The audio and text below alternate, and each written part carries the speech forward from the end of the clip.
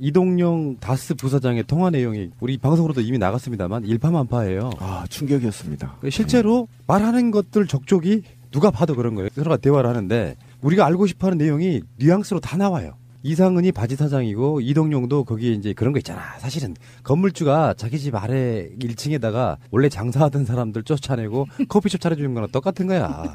바지 사장인 형님인 이상은이 자기 아들 어디 갈 데 없는 놈 꽂아서 이제 막 부사장 시키고 막 했어. 근데 사실은 실소유주인 이시영이 이제 치고 딱 들어오면서 뭐 그런 식의 대화가 나오지 않습니까? 너무 빠르게 이시영 체제로 바꾸고 있다. 그래서 그게 그렇게 하지 말라고 지금 조언하고 있다. 뭐 이런 식의 얘기가 나오고요. 이상은 이상득, 이명박 이런 어떤 서열상에 있어서 가장 돈 많은 이명박의 자식을 자기 원래 주인인 사람이 자기 꽂아 놓으려고 보니까 지금까지 대리해서 다스를 끌어왔던 사람들 입장에서는 조금 서운한 부분이 있는 겁니다. 그래서 그런 대화들이 이렇게 쫙쫙쫙쫙 나와요. 녹취록 한번 또 읽어볼까요? 아버님, 이상은이죠.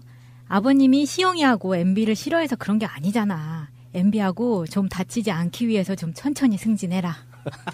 천천히 승진해라. 그거 맞는 말이었어요. 다음에. 나도 회장님이 살아계시는데 이런 꼴을 당하니까 내가 울분이 터지지만 이 얘기를 회장님한테 하지 못하는 게 마음이 아프다. 어차피 희생하는 거잖아. 회장님도 희생했잖아. 우리 느낌 그대로예요. 예. 신감사가 솔직히 말해서 시영이 편이지. 잠깐만 여기서 정황이 이제 필요해요. 네.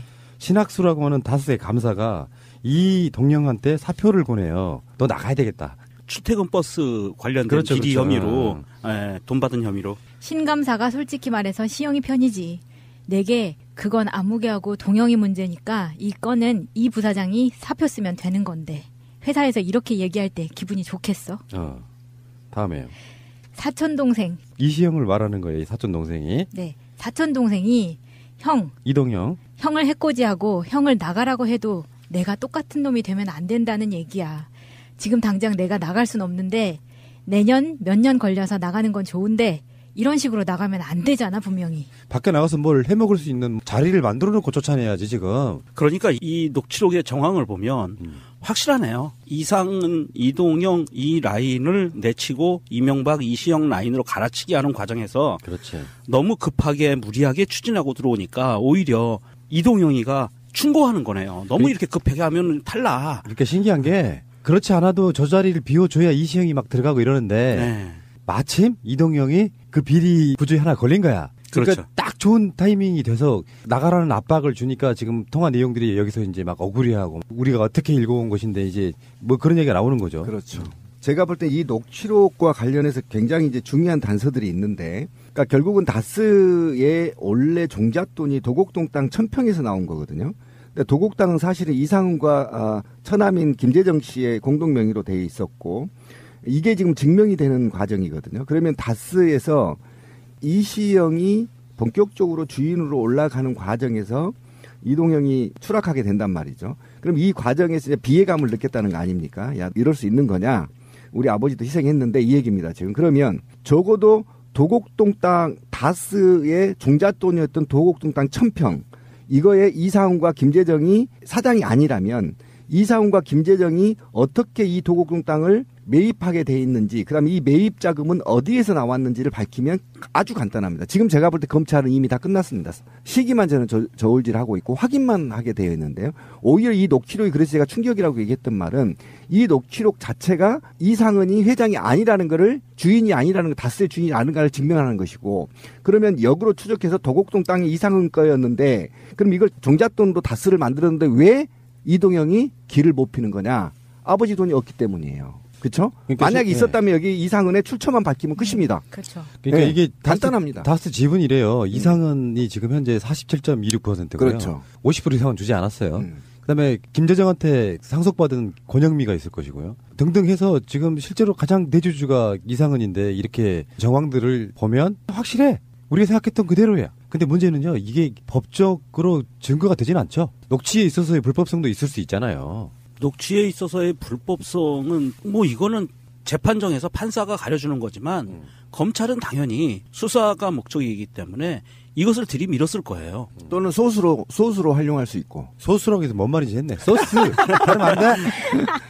이동영이 그 검찰에 출석하면서 한 얘기가 있죠. 우리 아버지 거에 맞아요. 이렇게 얘기하고 들어갔잖아요. 그러니까. 예. 그러면 검사가 바보가 아닌데 그것도 들었을 거예요. 뉴스로 봤을 거예요. 그러면 그거 두 개 놓고 어떤 게 맞아? 라고 물어봤을 거예요. 아니 아버지 거 맞아요라고 했으면 제가 신뢰를 하겠는데 맞는다고 생각합니다. 아버님 것이라고 생각한다고 했거든요. 네. 생각한다. 아버지 거라고 하면 생각할 필요가 없는 거죠. 바로 아버지 거라고 하면 되는 건데 이거 여기서부터 거짓말이 되는 거고 지금 그런 거 아닙니까? 그 김재정 씨 아내가 지금 23.60%를 갖고 있는데 이거 돈 어디서 났냐 물어보면 돼요. 이미 게임 끝났어요. 제가 볼 땐 더 이상 할 게 없습니다. 어떻게 김재정 씨 아내가 23.6%를 가질 수 있게 됐는지 출처만 밝히면 되는 것이고요. 그러니까 그거는 이제 김재정이 그걸 어떻게 갖게 됐는지 물어보는 거랑 똑같은 말이죠. 그렇죠. 그런 얘기인 것이고 나머지 뭐 청계재단하고 김창대의 동창이 가졌는데 이 녀석도 너 4.20% 어떻게 가질 수 있냐 이거 물어보면 이게 굉장히 간단해요. 자금 철저라는 게. 그래서 이미 제가 볼 때는 검찰에 모두 다 확보됐다. 저는 이명박의 구속에 시간 조율만 남았다. 그리고 그 모양새만 갖추는 데만 이제 됐다. 이런 겁니다. 저는. 제가 보기에는 저는 좀 더 그림을 크게 보고 있는데요. 검찰이 거기까지 저처럼 이렇게 음모론을 생각할 수 있을지는 모르겠는데 사실은 이 다스 대부기공이 만들어진 당시에 현대그룹에서는 계열사를 만들려고 시도를 했어요. 그러니까 현대가의 누군가가 지배구조를 갖고 있는 사장이나 실소유주로 되어 있는 회사로 만들어서 하청업체를 만들어서 시트를 생산하게 하려고 준비를 한 겁니다. 사실은 현대그룹 차원에서. 그런데 이 중간에 있었던 일이 전혀 안 알려지고 있어요. 왜냐하면 그 관계자가 이명박이라고 의심되는 사람 빼고는 다 죽었어요. 이미 세상에 없어요. 현대그룹에서 그 회장들 이런 사람들이 다 죽어서 사라지고 사람들이 증언할 사람이 없어서 이게 어느 날 갑자기 현대그룹 차원에서 진행하던 것이 이게 갑자기 대부기공이 현대그룹 거가 아닌 전혀 다른 별개의 단독 회사로 설립이 돼요. 빼앗았다. 오, 그러니까 이제 추론이 가능한 거죠. 그래서 아니면은 이제 명의를 빌려줬다든지 명의를 빌려줬다고 의심할 수 있는 상황이 더 커요, 사실은. 그래서 만들어졌는데 중요한 거는 사실은 이게 이 다스라는 회사는요. 2017년도에 세계에 700만 대 이상을 팝니다. 전 세계의 차를. 그런데 여기서 승용차 비중을 그러니까 현대기아차가 판매한 차 중에 최소로 승용차를 한 반 정도만 잡았다고 봐도 다스는 이제 승용차 시트를 제조하는 회사거든요. 그러면 한 3,400만 대 여치를 납품을 했다는 얘기예요. 다스가. 엄청난 회사거든요. 사실상 대기업이지. 예, 주진우 기자의 말에 의하면 현대기아차의 승용차 부분 시트 납품량의 90%를 책임진다고 그래요. 독점이네 거의. 뭐. 독점이에요 거의. 이것도 전 조사해야 된다고. 그렇죠. 그래서 이런 큰 고리로 봤을 때 대부기공이 만들어진 단계 그리고 그 현대기아차가 왜 이렇게 일감을 몰아주게 됐는지에 대한 부분들하고요. 그리고 이명박 정부 시절에 굉장히 어마어마한 사건들이 있었죠. 고환율 정책. 그래서 우리나라 수입업체들은 거의 다 망했어요. 그 당시에 굉장히 어려웠었어요. 환율 때문에.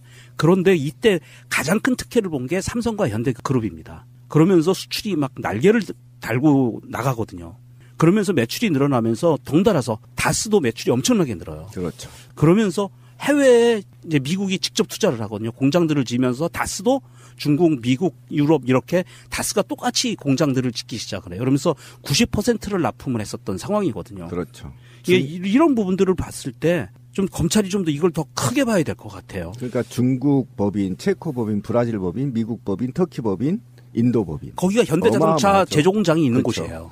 SM도 지금 다스가 협력사도 인수했고, 그다음에 DMI도 2017년에 인수했죠. 그러니까 엄청난 기업으로 성장된 거죠. 노무현 대통령 때 사학번 만들려고 할 때 이명박, 박근혜 다 나와가지고 촛불을 했던 게 바로 이 사학 맞아요. 문제잖아요. 맞습니다. 예.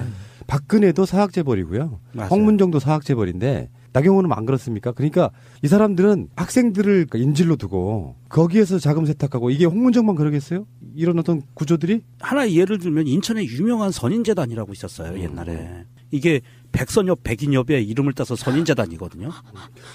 그거 박정희가 만들어준 거예요. 선인재단을 준 거예요. 하사. 쌍엽재단이구만. 예, 그래서 선인재단이라고 있었는데 거기 다니는 학생들은요. 그 당시에는요. 제가 중고등학교 다닐 때 심지어는 백인엽이 재단 이사장이 학생들을 보고 선생님이 때리지를 못하게 했대요. 선생님들을 팼어요. 백인엽이. 그러면서 야, 이 자식아. 쟤네들이 한 달에 내는 돈이 얼마인데 네가 때려. 이랬었다는 그 선인재단의 유명한 일화가 있습니다. 그러니까 그렇게 학생들을 네. 치부의 수단으로 봤던 거예요. 이 사학들이. 그러니까 우리나라에서 가장 사악한 무리들 여러 가지가 있겠지만 외부에서 감사 한 명 더 들어가게 하는 사학법이었었거든요. 그래서 비리 구조를 조금 더 내밀하게 들여다볼 수 있게 하자는 거였는데 결사항전에서 결국은 그거를 막아냈잖아요. 그러면서 우리나라 부패가 훨씬 더 깊어졌다고 보는데 굉장히 깊어졌죠. 그래서 이 홍문종 사건은 저는 검찰이 굉장히 큰 줄기를 잡았다. 그러니까 6곳을 동시에 압수수색했다는 거 아닙니까? 굉장히 이례적이거든요. 검찰이 이 정도라고 한다면. 그러면 어쨌든 저는 2012년 대선의 불법 자금까지 지금 들여다보고 있다라는 것이 암시하고 있어서 이 홍문종 사건은 굉장히 집중돼서 우리가 관심을 가져야 되고요.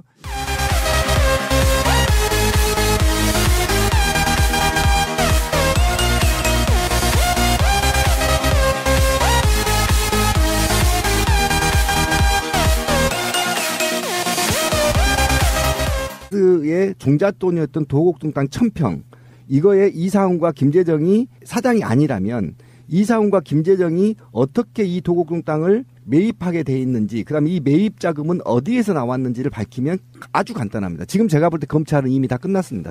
시기만 저는 저울질하고 있고 확인만 하게 되어 있는데요. 오히려 이 녹취록이 그래서 제가 충격이라고 얘기했던 말은 이 녹취록 자체가 이상은이 회장이 아니라는 거를 주인이 아니라는 거 다스의 주인이 아닌가를 증명하는 것이고 그러면 역으로 추적해서 도곡동 땅이 이상은 거였는데 그럼 이걸 종잣돈으로 다스를 만들었는데 왜 이동영이 길을 못 피는 거냐? 아버지 돈이 없기 때문이에요. 그렇죠? 그러니까 만약에 있었다면 여기 이상은의 출처만 밝히면 끝입니다. 그렇죠. 그러니까 네, 이게 간단합니다. 다스 지분이래요. 이상은이 지금 현재 47.26%고요. 그렇죠. 50% 이상은 주지 않았어요. 그다음에 김재정한테 상속 비리해서 다스를 끌어왔던 사람들 입장에서는 조금 서운한 부분이 있는 겁니다. 그래서 그런 대화들이 이렇게 쫙쫙쫙쫙 나와요. 녹취록 한번 또 읽어볼까요? 아버님, 이상은이죠. 아버님이 시영이하고 MB를 싫어해서 그런 게 아니잖아. MB하고 좀 다치지 않기 위해서 좀 천천히 승진해라. 천천히 승진해라. 그 맞는 말이었어요. 다음에 나도 회장님이 살아계시는데 이런 꼴을 당하니까 내가 울분이 터지지만 이 얘기를 회장님한테 하지 못하는 게 마음이 아프다. 어차피 희생하는 거잖아. 회장님도 희생했잖아. 우리 느낌 그대로예요. 예. 신감사가 솔직히 말해서 시영이 편이지. 잠깐만 여기서 정황이 이제 필요해요. 네.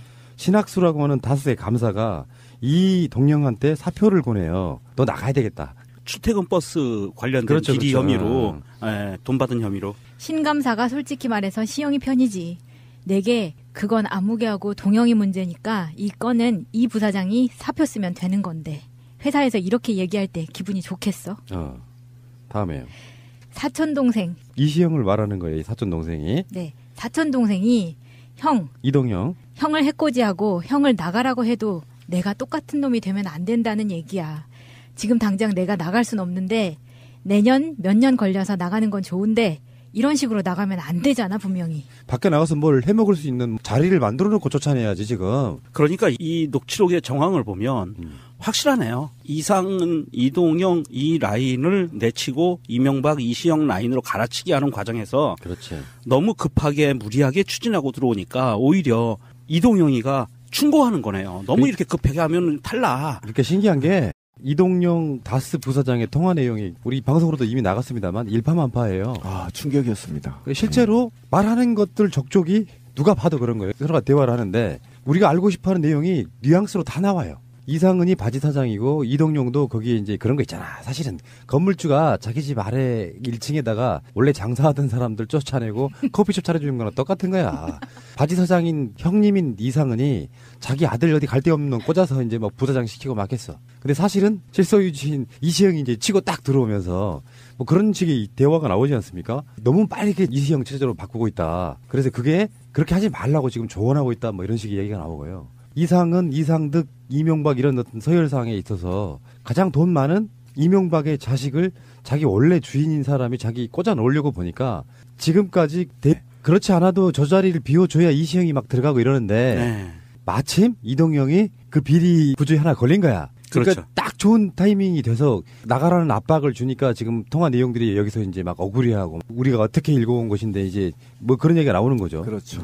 제가 볼 때 이 녹취록과 관련해서 굉장히 이제 중요한 단서들이 있는데, 그러니까 결국은 다스의 원래 종잣돈이 도곡동 땅 1000평에서 나온 거거든요. 근데 도곡 땅은 사실은 이상훈과 처남인 김재정 씨의 공동 명의로 돼 있었고 이게 지금 증명이 되는 과정이거든요. 그러면 다스에서 이시영이 본격적으로 주인으로 올라가는 과정에서 이동형이 추락하게 된단 말이죠. 그럼 이 과정에서 이제 비애감을 느꼈다는 거 아닙니까? 야, 이럴 수 있는 거냐? 우리 아버지도 희생했는데 이 얘기입니다. 지금 그러면 적어도 도곡동 땅 다스